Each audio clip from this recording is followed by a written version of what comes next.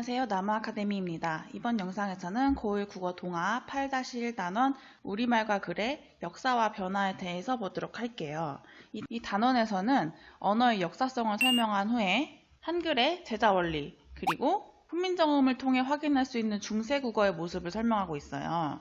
이 단원에서 가장 많이 출제될 수 있는 문제 유형은 중세국어와 현대국어의 특징을 비교하는 문제겠죠. 그런데 훈민정음의 제자 원리가 이렇게 간단하게 나와 있는데 의외로 이에 대한 문제가 많이 출제돼요.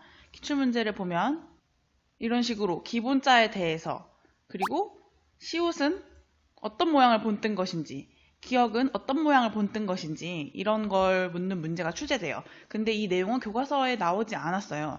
따라서 문제를 통해서 학습을 해야 합니다. 그러면은 가장 중요한 세종어제 훈민정음을 보도록 할게요. 세종어제 훈민정음은 아시다시피 아무것도 필기되지 않은 이 원문을 보고 스스로 필기하면서 특징을 다 파악할 수 있어야 돼요. 예를 들어서 이렇게 확대해서 정리해 보도록 할게요. 스스로 필기를 해서 파악해야 된다는 게 무슨 말이냐면, 예를 들어서 생에서 방점이 사용됐다는 것, 방점은 성조를 표시하는 거죠. 음의 높낮이. 그리고 음가가 없는 이응이 사용됐다는 거, 형식 종성이라고 하죠. 동국정음식 표기를 확인할 수 있습니다.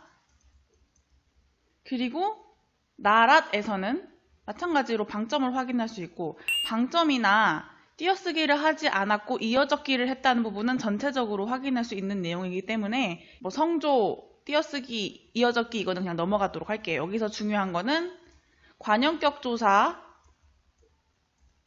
시옷이 사용됐다는 게 중요하겠죠. 그리고 말싸미에는 주격조사 이가 사용됐어요. 말싸미는 말쌈 더하기 2인 거죠. 주격조사는 세 가지로 실현돼요. 하나는 이, 하나는 이응이 없는 그냥 모음만 있는 이, 하나는 생략되는 경우예요.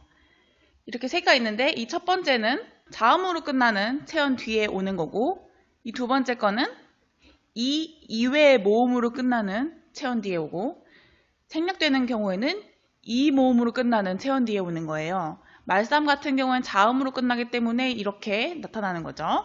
그리고 여기서 에라는 조사가 중요하죠. 에라는 조사는 비교 부사격 조사예요.